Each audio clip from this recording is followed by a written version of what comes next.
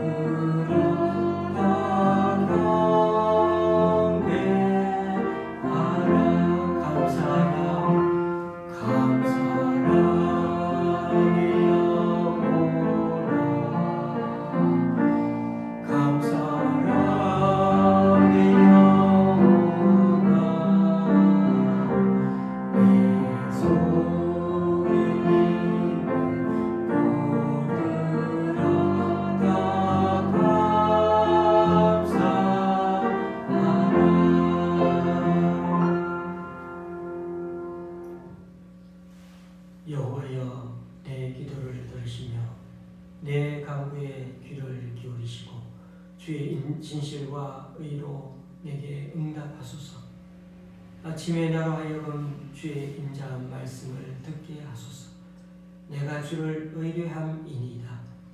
내가 다닐 길 알게 하소서. 내가 내 영혼을 주께 드림이니이다. 주는 나의 하나님이시니 나를 가르쳐 주의 뜻을 행하게 하소서.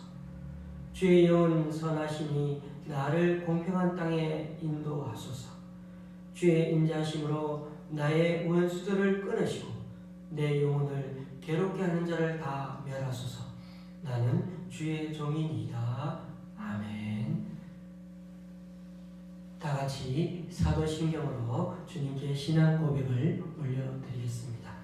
전능하사 천지를 만드신 하나님 아버지를 내가 믿사오며 그 외아들 우리 주 예수 그리스도를 믿사오니 이는 성령으로 잉태하사 동정녀 마리아에게 나시고 본디오 빌라도에게 고난을 받으사 십자가에 못 박혀 죽으시고 장사한 지 사흘 만에 죽은 자 가운데서 다시 살아나시며 하늘에 오르사 전능하신 하나님 우편에 앉아 계시다가 저리로서 산자와 죽은 자를 심판하러 오시리라. 성령을 믿사오며 거룩한 공예와 성도가 서로 교통하는 것과 죄를 사하여 주시는 것과 몸이 다시 사는 것과 영원히 사는 것을 믿사옵나이다. 아멘. 찬송 6장 하나님께 찬양 드리시겠습니다.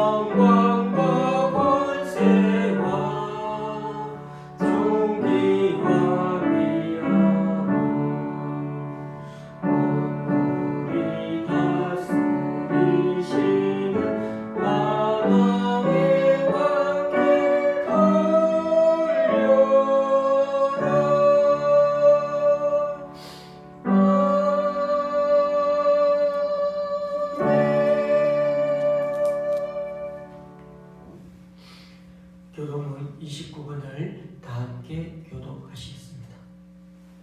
교독문 29권입니다.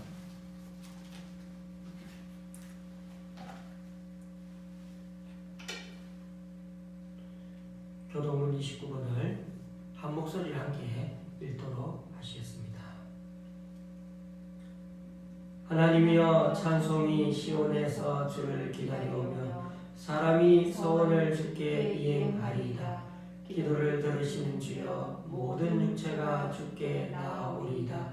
죄악이 나를 이겼사오니 우리의 허물을 주께서 사하시리이다.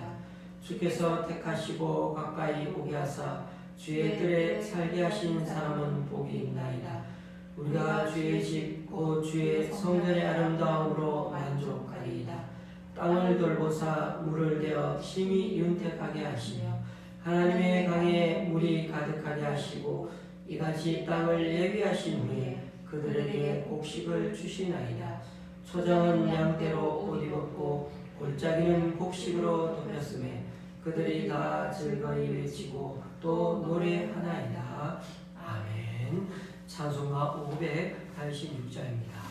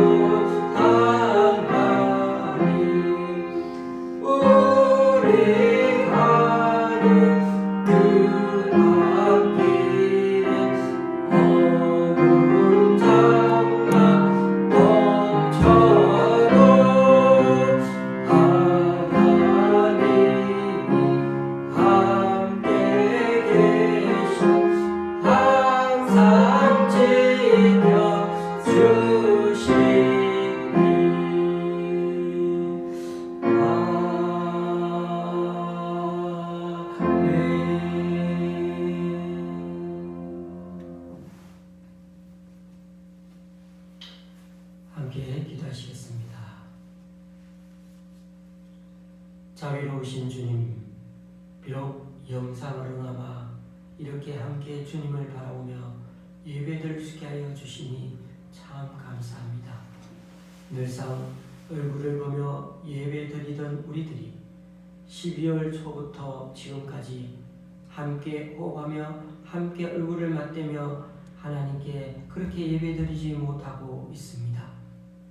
지금은 비상사태여서 그렇지만 이제 때가 되어서는 얼마 지나지 않아 다시금 교회에서 함께 예배하고 함께 먹으며 함께 삶을 나누고 기도하는 우리 공동체 모습을 회복할 수 있도록 주님 도와주시옵소서. 이 자리에 나온 우리 각자 우리의 죄악을 마음 거울 들여다보듯이 세밀하게 생각나게 하여 주옵소서.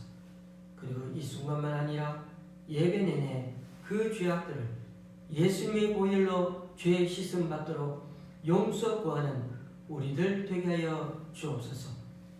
코로나 사태를 주도하는 정부와 위정자들이 더욱 단결하여 이 경제적 난관을 잘 헤쳐나가도록 주님 은혜를 덧입혀 주옵소서. 4월 초에 있을 재보궐선거가 있을 예정인데 각 당마다 후보가 이제는 선출되었습니다. 한 달 남은 기간 동안 잘 살펴서 정당의 구애됨 없이 지역 활성화와 국민과 시민을 생각하는 일꾼을 잘 선출할 수 있는 우리 각자가 되게 하여 주옵소서. 이 위기 속에 여전히 어려움을 겪는 우리 교회 식구들이 있습니다. 주님 긍휼히 여겨 주셔서 믿음으로 잘 이겨낼 수 있도록 더욱 말씀과 기도에 깨어 있도록 주님 도와주시옵소서. 오늘도 시로 노래로 된 주님의 시편 말씀을 듣습니다. 시인의 마음을 잘 헤아리게 하시고 그를 통해 하나님께서 들려주시는 귀한 교훈을 우리 마음밭에 잘 심을 수 있게 설교 말씀이 또박또박 잘 들려지게 하여 주옵소서. 주님을 우리 인생의 주인으로 인정하지 않는 죄로 인해 영원한 불못에 빠져 죽었어야 했던 우리를 그 십자가 보혈로 구원해 주신 예수님의 이름으로 기도드립니다. 아멘.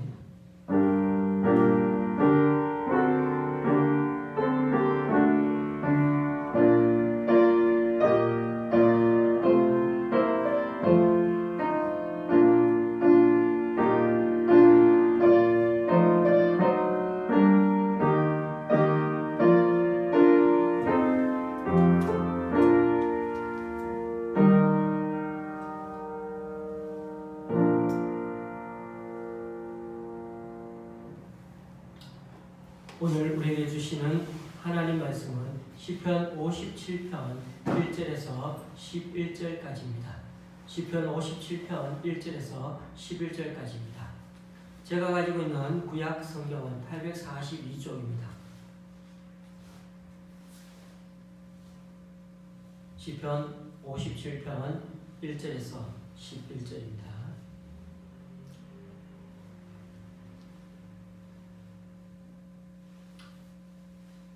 제가 표제어까지 처음부터 읽을 때 눈으로 마음으로 따라오시면 되겠습니다. 다윗의 믹담시, 인도자를 따라 알다스에세 맞춘 노래. 다윗이 사울을 피하여 굴에 있던 때 하나님이여 내게 은혜를 베푸소서, 내게 은혜를 베푸소서. 내 영혼이 주께로 피하되 주의 날개 그늘 아래에서 이 재앙들이 지나기까지 피하리이다. 내가 지존하신 하나님께 부르짖으며 곧 나를 위하여 모든 것을 이루시는 하나님께로다. 그가 하늘에서 보내사 나를 삼키려는 자의 비방에서 나를 구원하실지라 셀라. 하나님이 그의 인자와 진리를 보내시리로다. 내 영혼이 사자들 가운데에서 살며 내가 불사르는 자들 중에 누웠으니 곧 사람의 아들들 중이라. 그들의 이는 창과 화살이요 그들의 해는 날카로운 칼 같도다. 하나님이여 주는 하늘 위에 높이 들리시며 주의 영광이 온 세계 위에 높아지기를 원하나이다. 그들이 내 걸음을 막으려고 그물을 준비하였으니 내 영혼이 억울하도다. 그들이 내 앞에 웅덩이를 팠으나 자기들이 그 중에 빠졌도다. 셀라. 하나님이여, 내 마음이 확정되었고 내 마음이 확정되었사오니 내가 노래하고 내가 찬송하리이다. 내 영광아 깰지어다. 비파야 수금아 깰지어다. 내가 새벽을 깨우리로다. 주여, 내가 만민 중에서 주께 감사하며 문나라 중에서 주를 찬송하리이다. 무릇 주의 인자는 커서 하늘에 미치고 주의 진리는 궁창에 이르나이다. 하나님이여, 주는 하늘 위에 높이 들리시며 주의 영광이 온 세계 위에 높아지기를 원하나이다. 아멘.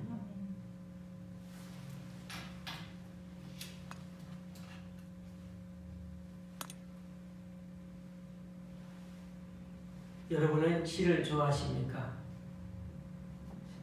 사는 게 바쁘다 보니 요즘은 시 한 수 느긋하게 읽어볼 마음의 여유도 잘 없는 것 같습니다. 그리고 우리는 요즘 늘 폰에 나오는 인터넷 기사에만 다 눈이 가 있어서 지하철에서 책을 들고 있는 그런 사람을 잘 보기가 어려운 것 같습니다.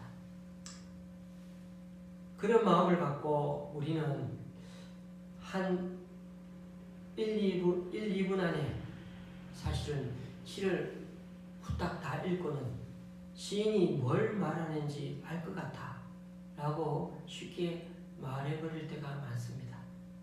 시는 그렇게 쉽게 이해할 수 있는 게 아니죠. 단어 하나를 시어로 사용하더라도 정말 시인은 한 땀 한 땀 많은 시간과 많은 심혈을 기울여 시 한 수를 지어내기 때문입니다. 성경에 기록된 시편도 시의 형식을 지니고 있습니다. 그리고 당시에는 이 시편이 노래로 불려지기도 했습니다. 시가 노래 가사이기도 했다면 얼마나 많은 사람들이 이런 시편들을 잘 알고 있었을까요? 그러니 시편을 읽을 때는 최소한 시인의 편에서 이해해 보려고 하는 그런 자세가 매우 중요합니다. 거기다 오늘 시편과 같이 시인의 탄식과 고통이 그렇게 듬뿍 담겨 있는 시라면 더욱 시인의 감정에 이입해 볼 수 있어야 내용을 잘 파악할 수가 있을 것입니다. 시편을 내용에 따라 몇 가지 종류로 나누어 살펴볼 수 있는데 시편의 그런데 3분의 2 정도가 오늘 시편처럼 탄식시가 제일 많다고 합니다. 하필이면 시편 중에서 왜 제일 많은 시 종류가 하나님 앞에 부르짖고 매달리는 그런 시편이 많을까요? 우리가 세상에 살면서 하나님께 제일 많이 기도하는 내용이 바로 나 자신의 문제와 고통 때문에 하나님께 부르짖는 내용이 제일 많다는 말일 수도 있습니다. 우리의 기도 제목을 한번 생각해 보십시오. 하나님께 회개하고 감사하는 말들이 우리가 기도하는 시간 전체에서 얼마나 차지하는지, 다들 하나님 주세요 라고 하는 그런 우리들의 요청하는 기도 제목들이 훨씬 더 많은 것 같습니다. 그렇습니다. 이게 우리들의 솔직한 신앙 수준이기도 합니다. 우리가 거창하게 하나님 나라를 위해 사는 것 같아도 조금만 힘들어지면 금방 하나님께 살려달라고 부르짖는 게 우리들 신앙 모습이라는 것입니다. 그런데 오늘 시편의 이 시인의 탄식과 부르짖음은 우리와 좀 다른 것 같습니다. 한번 살펴볼까요? 오늘 시편에 보니 표제어가 있습니다. 다윗이 사울을 피해 굴에 있던 때, 즉 동굴 속에서 이 시를 지었다는 것입니다. 그러니까 자연히 사무엘상에 나오는 얘기가 배경으로 떠오릅니다. 다윗이 사울 왕의 추격으로부터 피해 다닐 때 숨었던 동굴이 성경에는 두 군데 나옵니다. 하나는 사무엘상 22장의 아둘람 지역의 굴이고 또 하나는 24장의 엔게디 광야의 동굴입니다. 그 중에서 아마 상황이 더 절박했던, 그러면서도 신앙인의 본연의 모습을 끝까지 잃지 않았던 때로 보면은 엔게디 광야의 동굴에 있을 때로 여겨집니다. 사울 왕이 자신의 신하이기도 한 그 사위를 잡으려고 이스라엘 군인 중에서도 특수부대 3,000명을 데리고 왔습니다. 숫자도 정말 엄청나지만은 가장 싸움 잘하는 군인들로만 선별했다는 게 얼마나 무섭습니까? 그만큼 사울 왕이 다윗에 대해 증오심을 갖고 있다는 반증이 아니겠습니까? 반드시 잡아 죽이고 싶어하는 사울의 이글거리는 증오심 말입니다. 그런데 다윗은 거기서 사울 왕을 죽일 수 있는 기회가 있었습니다. 그러나 다윗은 왕의 그돛자락만 살짝 베기만 하고 살려보냈습니다.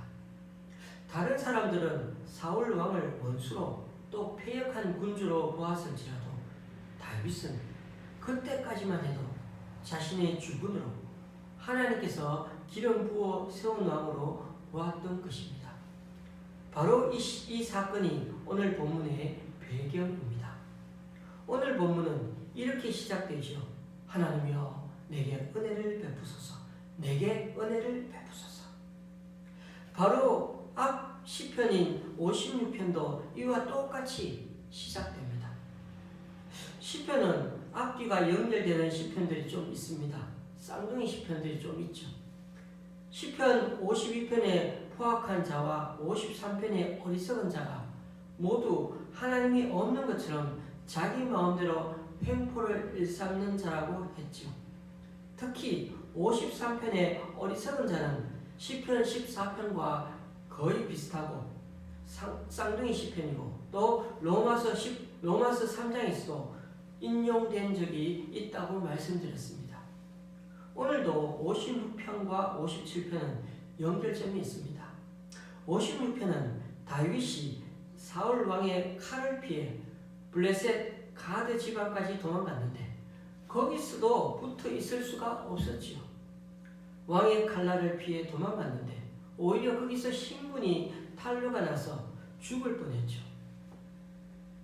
그래도 침을 질질 흘리면서 완전히 미친놈처럼 행동하면서 겨우 살아나올 수가 있었거든요.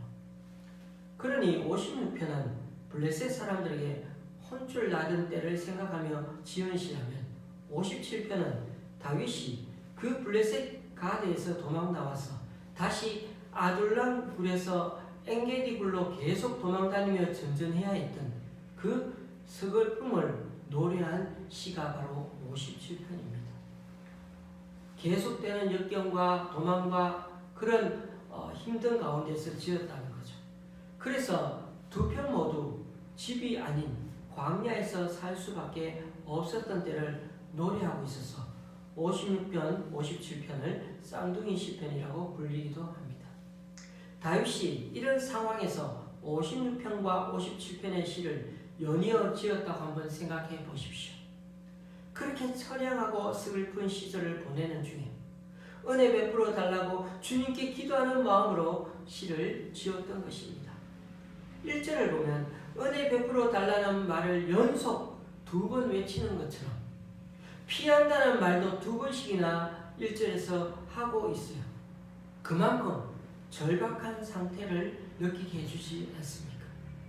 그렇지 않습니까? 실제로 이런 상황에 처하면 누구든 하나님께 부르짖는 사람은 그것 외에는 할 수 있는 일이 없어서 살려달라고 불쌍히 여겨달라고 부르짖는 것입니다.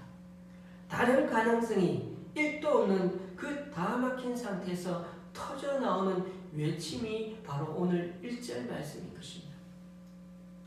57편에 나오는 하나님은 히브리어로 모두 엘로힘입니다. 57편에 다 하나님이라고 나오는 단어들은 엘로힘입니다. 구약에서 하나님으로 제일 많이 쓰인 단어가 엘로힘이 아니고 여호와이죠. 그만큼 엘로힘이라고 말할 때는 조금 의미가 다를 때 사용하는 건데, 엘로힘은 하나님이란 뜻도 맞지만은 그 엘로힘은 하나님의 여러 이름 중에 대개 인간의 능력을 뛰어넘는 초월적인 하나님을 나타낼 때 사용했습니다. 그러니까 엘로힘, 능력 많으신 하나님께서 이 시간 개입하셔야만 이 공경에서 벗어날 수 있다고 부르짖고 있는 것입니다. 그래서 그는 주님께로 피하되 재난이 다 지나가기까지 피하여 있겠다고 고백하고 있습니다. 마치 출애굽하기 바로 전날 밤처럼 죽음의 천사가 애굽 온 땅을 그렇게 휩쓸고 있을 때 이스라엘 백성들만은 오히려 보호를 받았습니다. 주님의 날개가 그들을 감싸 주었기 때문에요. 시인은 그 광경을 머릿속에 그리며 주님의 날개 그늘 아래로 피하고 있는 중입니다. 4절을 보십시오. 얼마나 절박한 상황에 처해 있는지 모릅니다. 내 영혼이 사자들 가운데서 살며 내가 불사르는 자들 중에 누웠으니 곧 사람의 아들들 중이라. 그들의 이는 창과 파슬이요 그들의 혀는 날카로운 칼 가도다. 그들은 마치 떼거리를 지어 사냥감을 공격하는 그런 사자들 같습니다. 마치 패거리를 지어서 그렇게 막 달려드는 그런 사자들 같다는 거죠. 사자가 먹이 사슬 최정점에 있는 명수이긴 하지만, 그러나 아프리카 그 공원에 보면은, 아프리카 그 들판에 보면은 들소나 기린, 하마, 코뿔소, 또 코끼리 이런 동물들은 사자보다 덩치도 크고 더 힘도 셉니다. 1대1로 붙으면 사자가 이긴다고 장담할 수 없습니다. 암사자 한 마리가요, 길을 잃고 다니다가 하이에나 떼를 다니면 어떻게 해야 되는지 아십니까? 그리고 덤벼들면 다 도망갈까요? 아닙니다. 하이에나 떼를 만나면 무조건 혼비백산 도망쳐야 겨우 살 수 있을까 합니다. 안 그러면 하이에나 떼에게 잡아먹힙니다. 암사자라도. 그래서 사자들은 늘 집단적으로 무리를 지어 다닙니다. 안 그럴 것 같아도 사자들의 습성이 그렇습니다. 사자들이 밀림에서 제일 무서운 이유는요, 먹이 사냥할 때 수사자 두세 마리와 암사자 10여 마리 정도가 이렇게 함께 달려들기 때문에 무서운 것입니다. 6절에 보십시오. 안 그래도 적들이 그를 잡으려고 그물을 치고 웅덩이를 팠습니다. 그리고 포위해서 성에 불을 넣는 아주 포악한 자들입니다. 말로 사람을 치는데 그 이빨은 창과 화살 같고 혀는 면도날 같다는 것입니다. 그러니까 악인들이 떼거지로 달려드니까 이런 처지에서 정말 공포감을 느낄 정도라는 것입니다. 그런데 교우 여러분, 주님께 살려달라고 부르짖으며 기도하는 우리의 기도와 오늘 시편의 기도의 모습이 다른 이유가 뭔지 아십니까? 바로 두 번째 부분에 기도에 놀라운 반전이 있다는 것입니다. 먼저 57편 전체에서 보면은 5절하고 11절을 보면 어떻습니까? 구절이 똑같죠. 노래로 치면은 이 부분이 후렴구인 것 같죠. 그리고 1절에서 후렴구 5절을 포함해 보니까 전반부 내용이 되는 거고, 그 내용은 하나님께 도움을 구하는 절박한 기도가 담겨 있죠. 그 다음 6절부터 11절 후렴까지는요, 맞습니다. 노래로 치면은 2절이 되겠네요. 6절부터 시작되는 이 후반부 내용은 전반부와 분위기가 바뀌어서 하나님의 정의에 대한 확신과 함께 주님의 승리를 찬양하고 있습니다. 그렇습니다. 이 시편에 나오는 3분의 2가 되는 탄식시들을 보면 대부분 이렇게 전반부와 후반부가 이런 식으로 이렇게 연결되어 있고 그렇게 나타나 있습니다. 처음에는 하나님께 부르짖는 것은 나오지만 후반부에서는 하나님의 그 정의에 대한 확신과 함께 주님의 승리를 노래하고 있다는 것입니다.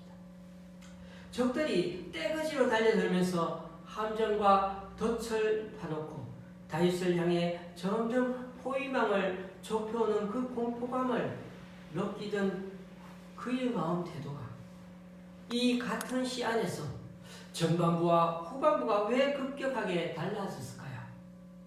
다윗에게 일어난 놀라운 반전은 바로 6절에서부터 나타나기 시작합니다. 그들이 내 걸음을 막으려고 그물을 준비하였으니 내 영혼이 억울하다. 그들이 내 앞을 웅덩이를 팠으나 자기들이 그 중에 빠졌도다 셀라. 그러니까 이렇게 된 거죠. 우리가 다시 이 시편 배경이 되는 이야기로 한번 되돌아가 보면요, 사울이 다윗을 빠뜨릴 웅덩이를 파놓았는데 결국 그 웅덩이에 사울 자신이 빠진 꼴이 되었다는 것입니다. 다윗이 숨어있는 굴 속에 사울이 쑥 들어왔죠. 거기에 다윗 일행이 숨어있는지도 모르고 거기에 사울이 나타난 겁니다. 개역 개정판에서는 사울 왕이 뒤를 보러 굴 속에 들어갔다고 그렇게 해서 용변을 보러 간 것으로 해석해 놓았습니다. 하지만 이전에는 발을 가리우러 들어갔다고 그렇게 했습니다. 그러나 사울이 그게 용변을 봤는지 아니면 잠을 자려고 왔는지는 학자들마다 해석의 차이가 있습니다. 발을 가리우다라는 말이 당시 관용어 표현이었기 때문에 둘 모두가 해석이 가능하기 때문이죠. 어쨌든 중요한 것은 다윗이 있는 동굴에 사울 왕이 들어온 게 우연치고는 너무나 놀랍지 않습니까? 다윗은 이런 우연으로 여겨지는 일들도 다 하나님이 하신 걸로 믿었던 것입니다. 저와 여러분도 이런 비슷한 우연한 일들이 참 많지 않습니까? 룻이 밀 이삭을 주우려고 간 밭이 마침 보아스의 밭이었어요. 보아스는 어머니 나오미의 기업 물을 친척이었는데 룻은 그 사실을 모르고 거기에 갔는데 그게 인연이 되어서 룻과 보아스는 나중에 부부가 되지 않습니까? 이런 우연이 텔레비전 드라마나 영화에서는 참 많이 나오지만 실제 우리들 삶에서는 드문 일들 아닙니까? 다윗은 이 한 가지 사건을 통해서 그는 느꼈습니다. 우연으로 보여도 하나님이 강하게 역사하셨다는 걸 말입니다. 그래서 다윗은 사울의 힘은 이미 점점 약해져 가고 있으며 이제부터는 왜요? 사울이 그 굴 속에서 다윗에게 등을 보이고 있지 않습니까? 이제부터는 하나님의 저울이 자기 쪽으로 넘어오고 있다는 것을 깨닫게 되었던 것입니다.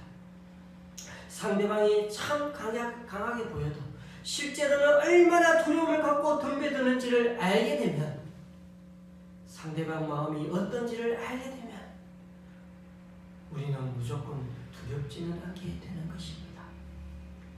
우리들이 살아온 인생을 보십시오. 그런 놀라운 반전의 순간이 있지 않았습니까? 우리가 끝없이 맨바닥을 향하여 곤두박질 치다가도 더 이상은 떨어지지 않고 어느 상황에서 유지하며 살게 되더라는 것입니다. 하나님은 절대로 당신의 자녀를 죽도록 내버려 두시는 법이 아닌 거지요. 바로 그 순간이 하나님의 능력이 다시 우리에게 전달되기 시작할 때였고 그때부터 우리의 형편은 눈에 띄게 달라지기 시작하였던 것입니다. 여러분, 우리는 최악의 상태에서 갑자기 모든 것이 최고로 바뀌어야 하나님의 능력이 나타났다고 할렐루야 그렇게만 생각해서는 안 됩니다. 어떨 때는 더 이상 악화되지만 않으면 일단 고비는 넘긴 것이고 바로 그 시점이 우리 인생의 반환점이 시작되는 것이기도 한 것입니다. 지금 57편의 다윗의 상황도 마찬가지입니다. 이후로 다윗을 마냥 쫓겨다니기만 한 것이 아니었습니다. 사울 왕의 공격은 여전했지만 또한 다윗을 따르는 사람들도 이제는 점점 더 늘어나고 백성들의 다윗에 대한 평가도 점점 높아져만 가고 있었던 것입니다. 그런 점에서 시편 57편은 다윗의 가장 절망스러운 순간에 어떤 계기를 통해 다시금 일어나게 되었는가를 살펴볼 수 있는 다윗의 당시 마음 거울과 같은 게 바로 시편 57편이라고 할 수 있습니다. 여러분, 삶이 평온할 때는 마음에서 찬송이 우러나옵니다. 막 터져나옵니다. 그렇지 않습니까? 적막한 저 밤하늘을 문득 바라보기만 해도 제가 그랬어요.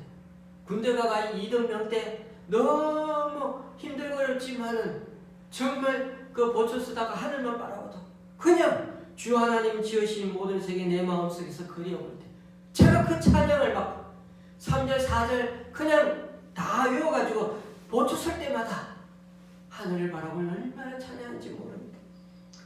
성찬식을 하다가도 나 같은 죄인 살리신 그 은혜 놀라워 이 가사가 눈물이 흘러나올 때가 있지 않습니까? 그러나 찬송이라는 단어조차 입에 올리기조차 어려운 순간 또한 우리들 삶에 많이 있지 않았습니까? 지금도 그런 힘든 기간을 보내는 분들이 우리 가운데 있을지 모릅니다. 집안에, 회사에, 경제적으로 친구와의 관계, 그리고 건강에 큰 어려움과 풍랑이 엎친 데 덕진격으로 몰아쳐 오기라도 하면은 정말 헤어나올 수 없는 절망감에 빠져드는 게 우리 인생입니다.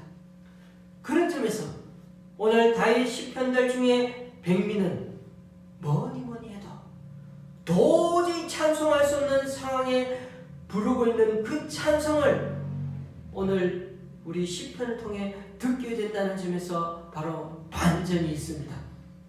헤어나올 수 없는 절망감과 절박한 위기 가운데 있는데도 다윗은 그래도 다시 시선을 하나님께로 돌립니다. 7절 8절 말씀, 하나님이여 내 마음이 확정되었고 내 마음이 확정되어서 내가 노래하고 내가 찬송하리이다. 내 영광아 깰지어다 비파야 수금아 깰지어다 내가 새벽을 깨우리로다.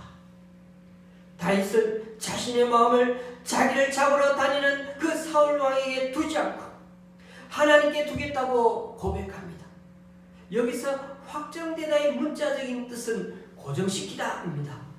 즉 다윗은 자신의 마음을 하나님께 아예 못을 박아 놓겠다고 합니다.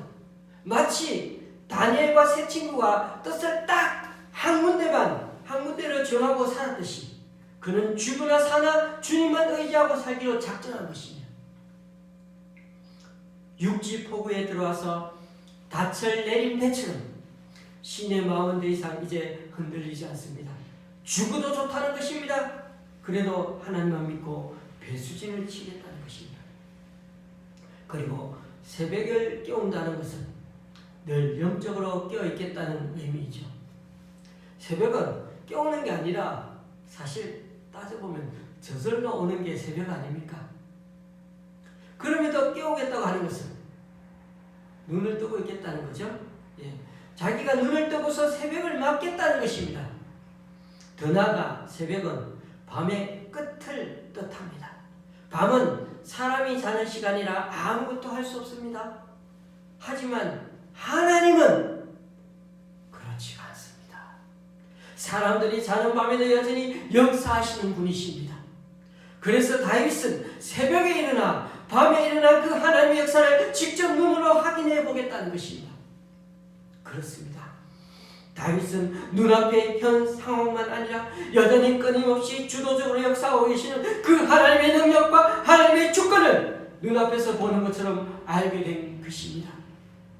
사울이 월등한 힘으로 밀어붙여도 아무리 그렇게 밀어붙여도 그래도 자신을 무너뜨릴 수 없는 게 하나님의 환경과 여건을 통해 계속 지켜주셔서 그렇다는 것을 말입니다.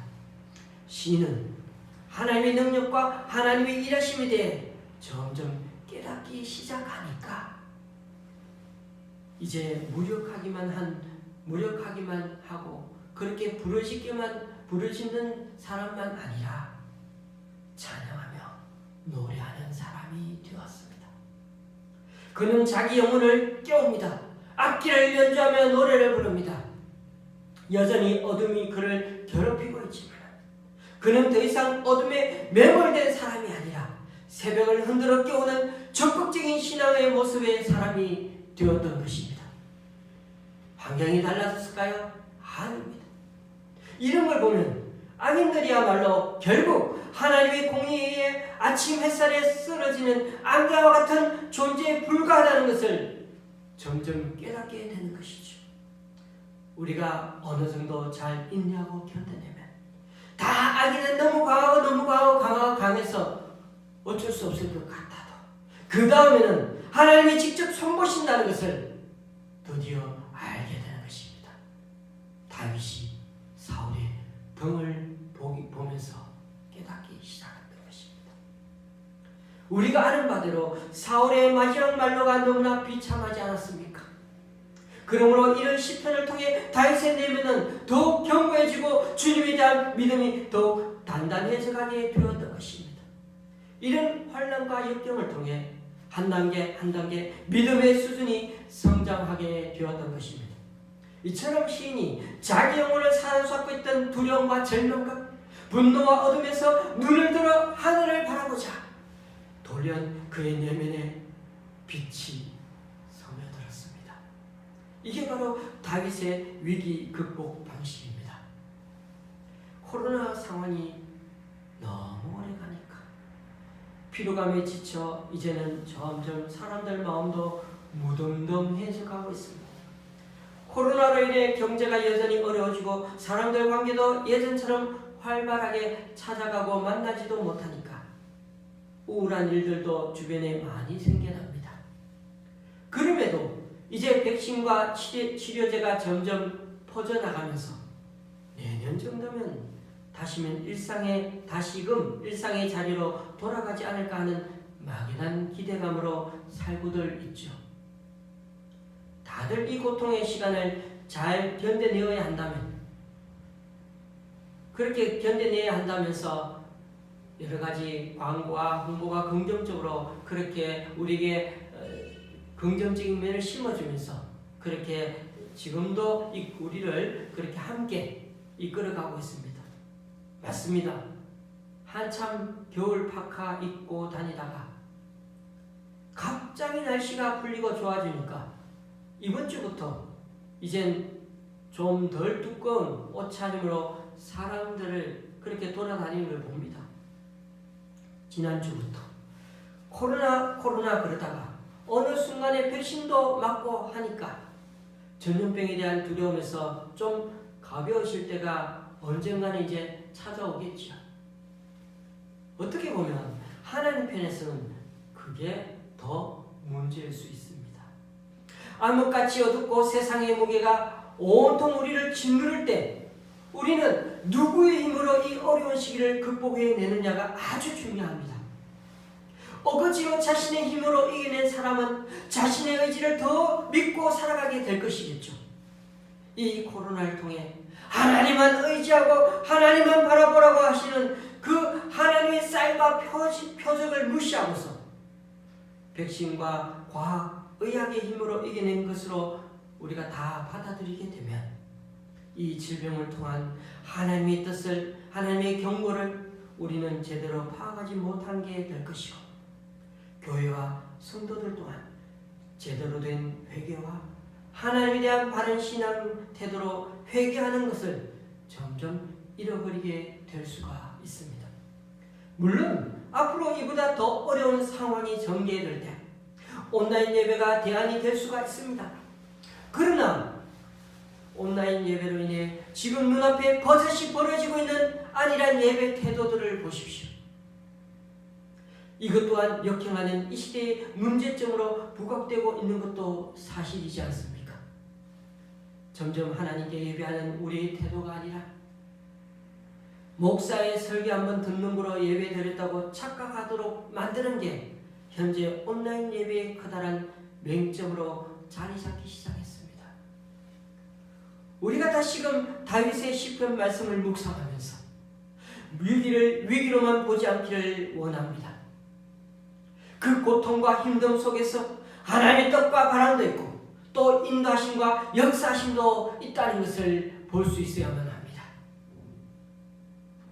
이 깨달음을 갖고 우리 또한 하나님의 손바닥에 우리가 하이파이브를 날리듯이 우리의 마음을 하나님께 고정하고 확정해서 하나님의 일하심에 적극적으로 동참하는 그런 신앙 자세를 가지자는 것입니다.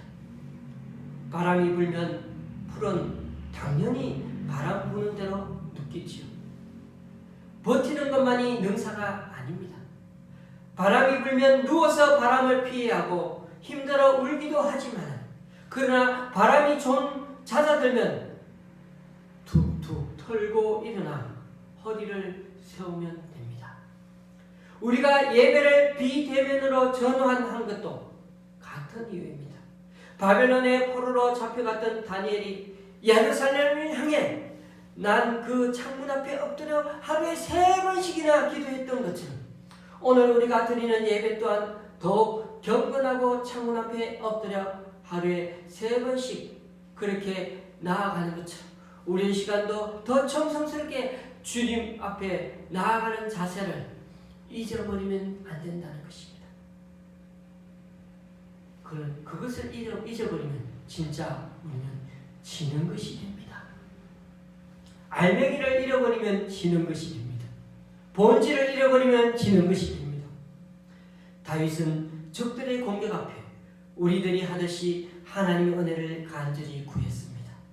그리고 쉽게 절망의 늪에 자신의 몸을 눕고 있지 않습니다. 하나님의 능력을 바라보았고 하나님이 지금도 일하고 계시다는 것에 희망을 걸었습니다. 이 자세, 이 정신이 창문 쪽으로 3번씩 기도하는 그 다니엘의 정신이었고 코로나로 인해 대면 예배를 드리지 못하는 우리들이 흔들리지 않도록 꼭 지켜내야만 하는 신앙 고집이요 믿음의 핵심인 것입니다.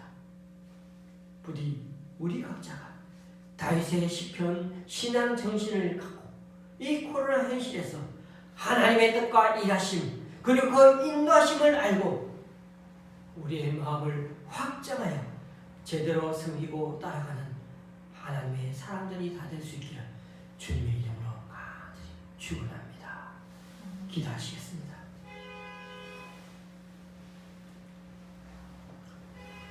주님, 다윗의 시편을 대하면서 적들에 둘러싸여 산으로 들러 쫓겨다니며 동굴 속에 살아있던 신의 부르짖음과 탄식을 오늘 우리들은 마음의 귀로 들어봅니다. 사방이 다 막힌 상태니 은혜 베풀어 달라 불쌍히 여겨달라는 기도밖에 할 수 없었고 그저 하나님께 피할 테니 바다만 달라고만 기도했습니다. 패거리를 지어 사냥감으로 한쪽으로 몰아 공격하듯 달려드는 그 공포스러운 위기 앞에서 엘로힘의 하나님께서 능력으로 지켜달라고 하는 그의 절박한 기도가 오늘 우리들 마음을 헤집고 다가옵니다. 그럼에도 오늘 다윗의 기도를 통해 반전이 있는 신앙의 묘미를 배우게 됩니다. 그들이 내 앞에 웅덩이를 팠으나 자기들이 그 중에 빠졌도다. 눈앞에 떼거지로 달려드는 순간에는 어찌할 바를 몰랐지만 그래도 하나님을 끝까지 놓지 않고 있으니 하나님의 손길이 하나씩 역사하시는 것이 보이기 시작합니다. 주님, 우리에게도 찬송이란 단어조차 입에 올리기 어려운 순간 또한 우리들 삶에 참 많이 있습니다. 경제적으로, 가정 문제로, 건강으로 등등 큰 어려움과 풍랑이 엎친 데 덮친격으로 몰아치는 믿음 있다 여겼던 우리들 모습도 와르르 한순간에 무너져 버리는 것이 우리의 신앙이요 우리의 현재 모습입니다. 그럴 때 이 다윗 시편의 위기 극복 방식을 잊지 말게 하여 주시옵소서. 하나님이여, 내 마음이 확정되었고 내 마음이 확정되었사오니 내가 노래하고 내가 찬송하리이다. 우리 영혼을 사로잡고 있던 두려움과 절망감, 분노와 어둠 속에 있을지언정 눈을 들어 하나를 바라보자. 돌면 우리 내면에 빛이 스며들기를 소원합니다. 하나님의 능력과 하나님의 일하심에 대해 점점 깨닫기 시작하니까 이제는 그냥 무기력하게만 부르짖는 사람이 아니라 찬양하며 노래하는 우리들이 다 되게 하여 주시옵소서. 비록 여전히 어둠이 우리를 괴롭히지만 더 이상 이 어둠과 현실 문제에 매몰된 사람이 아니라 새벽을 흔들어 깨우는 적극적인 신앙인이 다 되게 하여 주시옵소서. 특별히 코로나 상황을 통해 기도하오니 전염병에 대한 두려움에서 벗어남과 동시에 하나님의 심판을 잊는 자가 더욱 두렵습니다.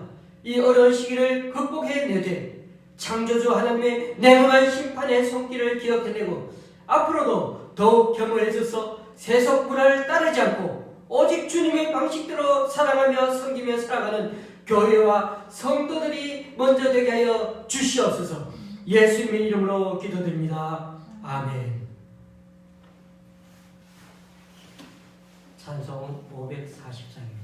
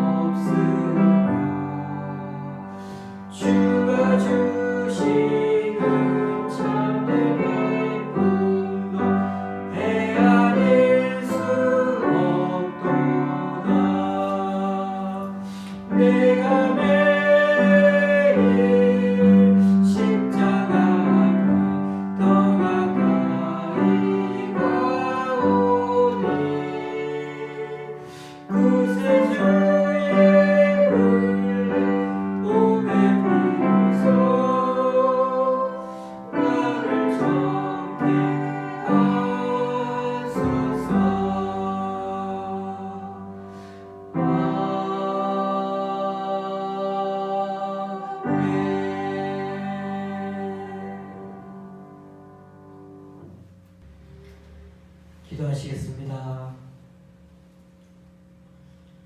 주님, 오늘도 우리 교회 성도님 한 분의 11조와 네 분이 드린 주일연금 주님께 올려드립니다.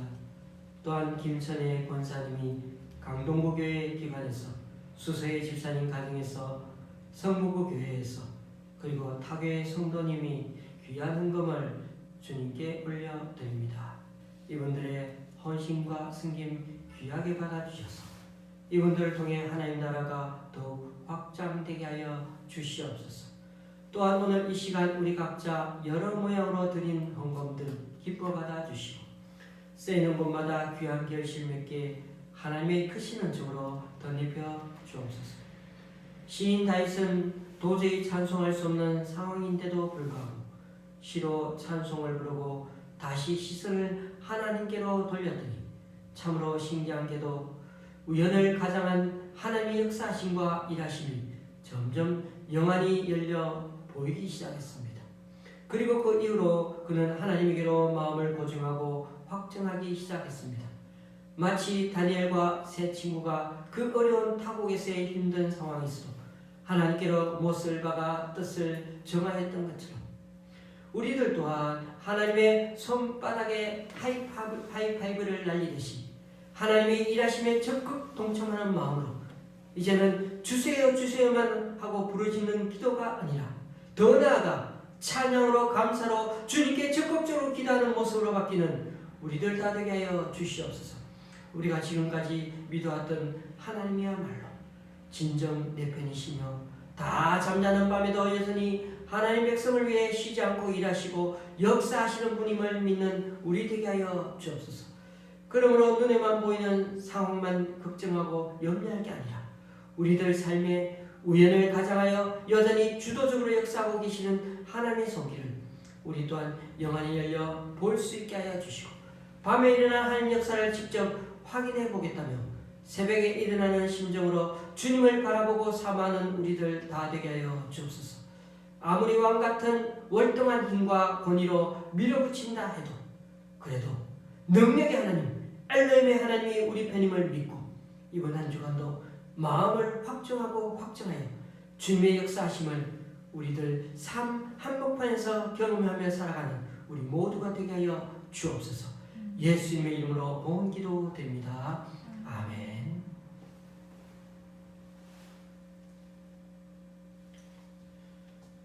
코로나로 인하여 다음 주일까지는 비대면 예배로 드리겠습니다. 다만 수요 예배는 교회에서 드리도록 하겠습니다.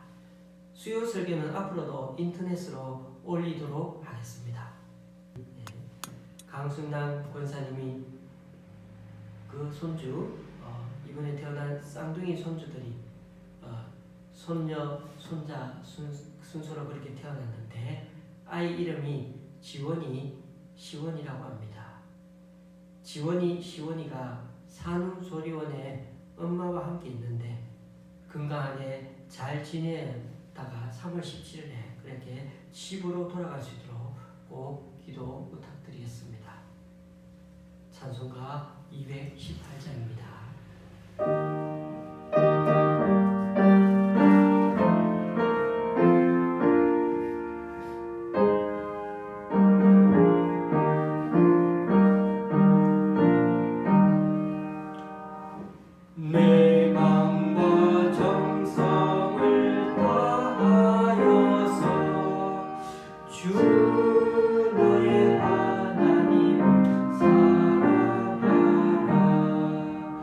내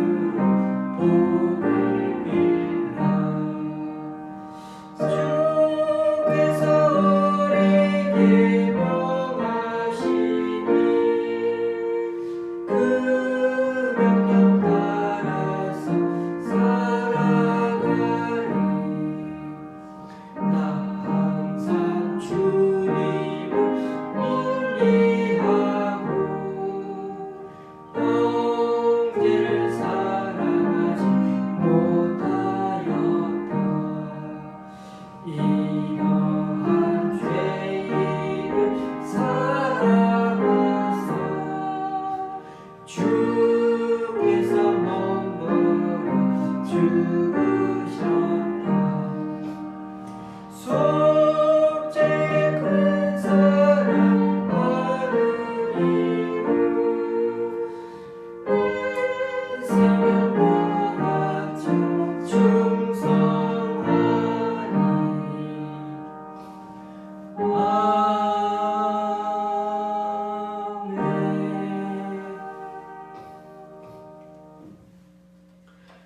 우리 주 예수 그리스도의 은혜와 하나님 아버지의 크신 사랑과 성령님의 교통 교제케 하심이 경제 문제로, 가정 문제로, 직장과 사업 문제로 엎친 데 덮친 격으로 풍랑이 몰아치니까 믿음 있다 여겼던 내 모습도 한순간에 와르르 무너져버리고, 그래서 찬양을 부르려고 입을 떼기조차 힘들지라도 그래도 마음을 하나님을 향해 못 받고 마음을 확정하고 확정할 때 드디어 영안이 열려 하나님의 기묘한 역사심과 인도하심을 목도하게 된 그 다윗처럼 우리 또한 하나님의 손바닥에 하이파이브를 날리듯이 더욱 적극적으로 하나님을 노래하고 감사하며 하나님의 손과 발로 쓰임받으며 살기 원하는 우리 좋은 시학교의 성도님들과 어머님 돌아가신 지 이제 2주째 되어가는 우리 홍재인 집사님과 그 가정에,